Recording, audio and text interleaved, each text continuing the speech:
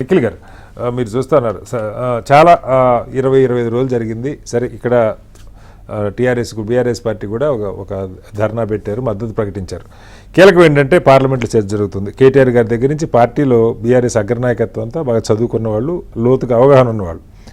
దీని మీద సరే మీకు లోక్సభలో రిప్రజెంటేషన్ లేకపోవచ్చు, రాజ్యసభలో మీ సభ్యులు ఉన్నారు. అలా కాకుండా లేఖ ద్వారా కూడా మీ సూచనలు సలహాలు ఏమైనా ఉంటే ఏం జరగాలన్నది ఒక ధర్నా చేసాం, అయిపోయింది, ఆయన రాజీనామా చేశారు, అక్కడితో అయిపోలేదు కదా. ఆ బిల్లు రావాలి, బిల్లు అమలు కావాలి. ఇప్పుడే చెప్తున్నారు 24లో పెట్టిన పేపర్ లీక్ అయింది, అనేక మందిని సస్పెండ్ చేశారు, ఒక కమిటీ వేశారు, ఆ కమిటీ 101 సజెషన్స్ ఇచ్చింది, ఒక్కటి కూడా అమలు కాల. మళ్ళీ ఇప్పుడు ఇంకొక కమిటీ వేస్తూ ఉన్నారు.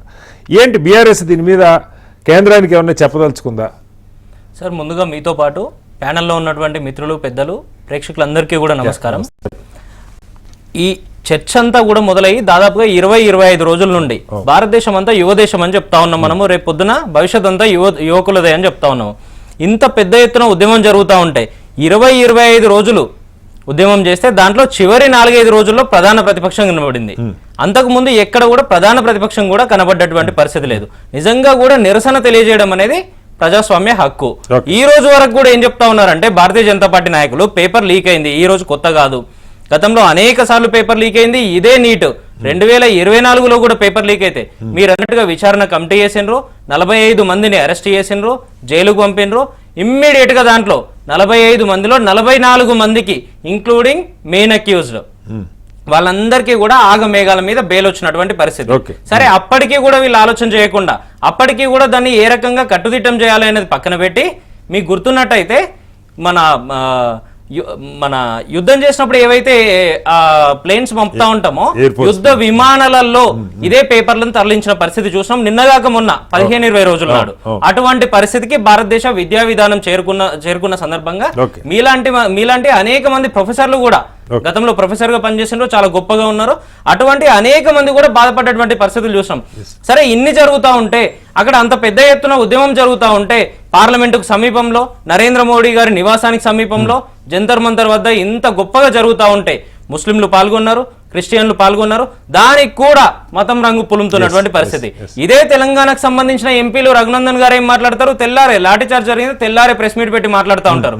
ఇదే భారతీయ జనతా పార్టీ ఎంపీ వాళ్ళు విద్యార్థులు కాదు, వాళ్ళంతా దొంగలు అని మాట్లాడుతూ ఉంటారు. వాళ్ళంతా చర్చలు జరిపారు, మరి దొంగలతోటే చర్చలు జరిపారు. అంత గొప్పగా పరిపాలన చేస్తా ఉన్నారు సార్ వాళ్ళు. దొంగలంతా అక్కడికి వస్తే, సంఘ విద్రోహ శక్తులంతా అక్కడికి వస్తా ఉంటే మీరు ఏం చేస్తా ఉన్నారు, మీ ప్రభుత్వం ఏం చేస్తా ఉంది? మరి దాని మీద సమాధానం చెప్పే పరిస్థితి లేదు.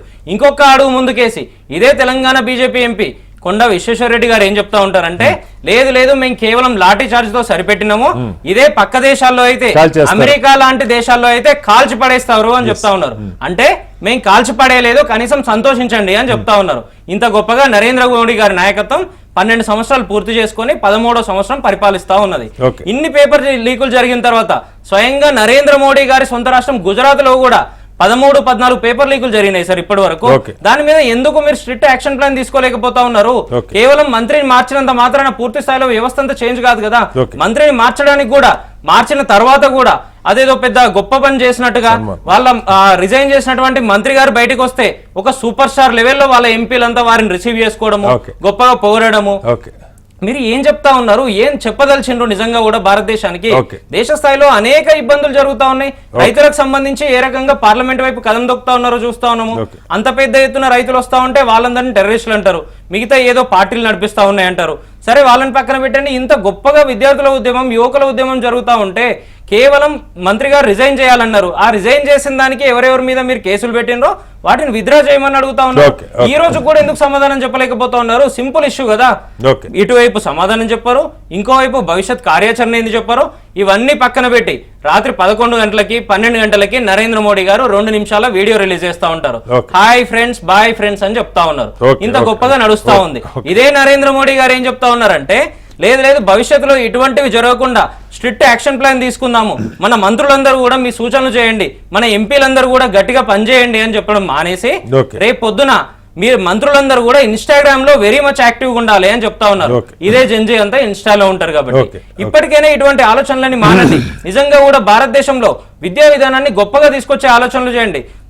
దానికి సంబంధించి తెలంగాణలో ప్రధాన ప్రతిపక్షంగా ఉండి రాజ్యసభలో 3 ఎంపీలు ఉన్నారు. మాకు కూడా పూర్తి స్థాయిలో ఏ రకంగా చేస్తే బాగుంటది అని మా సలహాలు సూచనలు ఇది వరకు నూతన విద్యా విధానం ప్రకటించినప్పుడు చెప్పినాము.